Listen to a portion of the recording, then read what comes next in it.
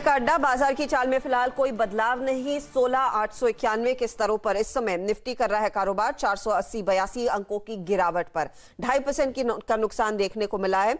In fact आपको याद होगा 1:6 का रेशियो था जब हम एडवांस डिक्लाइंस की बात कर रहे थे इस कार्यक्रम की शुरुआत में या फिर 1 बजे के आसपास। इस समय 1:9 हो गया है, यानी कि अगर 10 शहरों में ट्रेड हो रहा है, 9 में लोगों ने मंदी की है, एक में मुश्किल से तेजी का ट्रेड बनता हुआ दिखाई दिया है। और वो मुश्किल से तेजी का ट्रेड अगर दिखा है निफ्टी में तो इकलौता टीसीएस, बाकी सभी स्टॉक्स इस समय नेगेटिव टेरिटरी में ट्रेड करते हुए। ओएनजीसी जिसने थोड़ा बहुत मूड बनाया हुआ था तेजी का, वहां पर भी अब आप देखेंगे हल्की सी गिरावट आ चुकी है। 168 तक के लेवल्स पर, डे लो पर दरअसल ये स्टॉक ट्रेड करता हुआ। तो यही हाल है मार्केट का। मेटल्स में सबसे ज्यादा नुकसान एचडीएफसी लाइफ पर हमने चर्चा की, एक सेल कॉल भी आया यहां पर और देखिए स्टॉक आज का टॉप लूजर इस समय 6% के नुकसान के साथ। तो ये सही मौका है यतिन को जोड़ने का। यतिन से पूछेंगे आज डीलर्स ने कोई ट्रेड लिया भी है या नहीं, या सिर्फ मंदी के ही ट्रेड्स बनते हुए दिखाई दिए हैं, उस पर भी बात करेंगे। लेकिन पहले टीसीएस की चर्चा कर लेते हैं जो बाजार को थोड़ी सी आस दे रहा है कि हाँ एक स्टॉक होगा निफ्टी में जो तेजी पर जाकर आज क्लोज दिखाई देगा इफ ऑल गोज वेल। लग तो वैसा ही रहा है। टीसीएस के बायबैक की रिकॉर्ड डेट यतिन 23 फरवरी अनाउंस हो चुकी है। 1% ये होल्ड कर रहा है, लेकिन क्या पढ़ रहे हैं, क्या ज्यादा चांसेस है, ज्यादा रिवॉर्ड करेगा ये बायबैक निवेशकों को? तो देखिए इससे पहले 3 टाइम टीसीएस ने बायबैक अनाउंस किया है और कहीं ना कहीं उसके बाद रिटर्न्स काफ़ी अच्छे रहे हैं शेयर में। इस टाइम क्यों डिफरेंट रहेगा?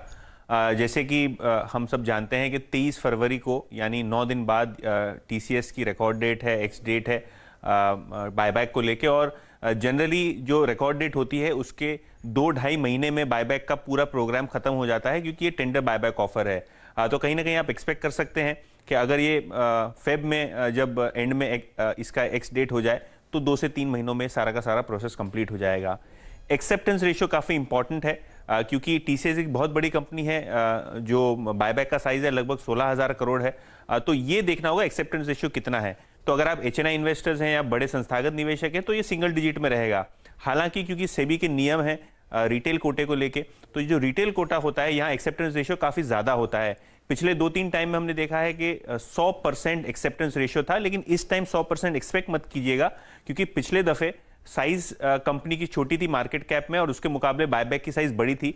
अब कंपनी क्योंकि 5 लाख करोड़ के मार्केट कैप के ऊपर हो गई है और काफ़ी ज़बरदस्त तरीके से यहाँ हमको तेज़ी दिख रही है, तो ये टाइम बायबैक 40 से 50% का ही एक्सेप्टेंस रेशियो आपको दिखाई देगा रिटेल सेगमेंट में भी। तो रिटेल इन्वेस्टर्स के लिए खास ध्यान रखना है क्योंकि अगर आप खरीद रहे हैं तो ये मत सोचिए कि 100% एक्सेप्ट हो जाएगा।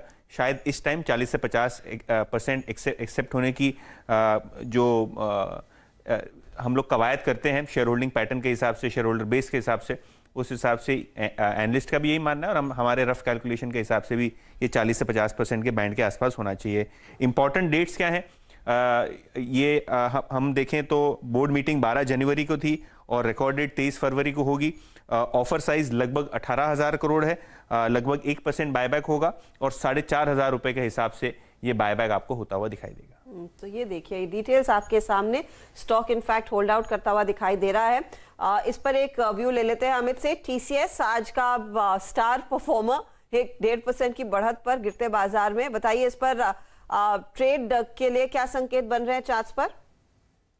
Harshita ma'am, TCS definitely stronger of all the IT PACS है। आज इसमें वॉल्यूम भी अच्छा दिखा गया। टीसीएस में हमें बस ये नोट करना है कि जब तक 3665 का लेवल इंटैक्ट है, जहाँ पे हमारा 100 डे एक्सपोनेंशियल मूविंग एवरेज भी है और जहाँ पे हमारा हॉरिजॉन्टल सपोर्ट भी है, तो व्यू स्टांस इस पे बुलिश ही रहेगा। We will wait for momentum, but जब तक 3660 इंटैक्ट है टीसीएस में, हमें अगर कोई लॉन्ग पोजीशन है तो बनी रहनी चाहिए उसमें कि लॉन्ग पोजीशन को आप होल्ड करके रखें। ये एक ट्रेड जिस पर सबसे ज्यादा खरीदारी या फिर तेजी की बात हुई है।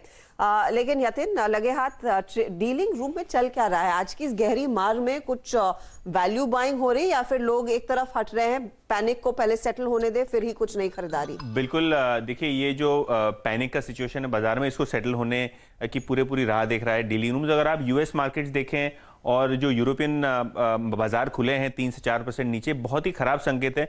लोगों को लगा सेकेंड हाफ में शायद देखेंगे यूरोपियन मार्केट्स और डाउ फ्यूचर्स अगर स्टेबल हुए तो कोई ट्रेड लेंगे, लेकिन वहां भी जो गहरा लाल निशान हमने देखा है इनफैक्ट हमारे बाजारों से ज़्यादा वो बाजार में मंदी आपको दिख रही है। तो कहीं ना कहीं ये ग्लोबल इंपोर्टेड मंदी जो है ये कंटिन्यूड रहेगी।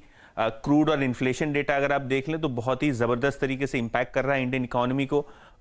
हालांकि कोई आरबीआई गवर्नर से आपको सीरियस प्रतिक्रिया नहीं आई है, लेकिन फिर भी ये मार्केट को शॉर्ट टर्म में कंसर्न दे रहा है। इसके अलावा अगर आप नए आईपीओज देखें तो वहां भी ज़बरदस्त बिकवाली है एचएनआईज की। और इन जनरल क्योंकि ट्रेड सेटअप बहुत खराब है, वॉल्यूम्स भी कम हो रहे हैं, बाइंग इंटरेस्ट भी कम है, खास करके डोमेस्टिक म्यूचुअल फंड से जो इतने दिन बाजार को सहारा दे रहे थे, तो कहीं ना कहीं काफ़ी डिसअपॉइंटमेंट है डेली मूव्स का। और एक दो दिन शायद आपको बाजार संभलते हुए दिखे, तब तक कोई बड़ी पोजीशंस या ट्रेडिंग एक्टिविटी आपको डीलिंग मूव्स में नहीं दिखाई दे रही है। हाँ, बिकवाली का दबाव कायम। और ये देखिए डेटा आ चुका है, डाउ फ्यूचर्स अब 200 पॉइंट नीचे, नैस्डैक फ्यूचर्स में करीब 125 अंकों तक की गिरावट देखने को मिली है। और यूरोपीय बाजार जो 2.5% नीचे खुले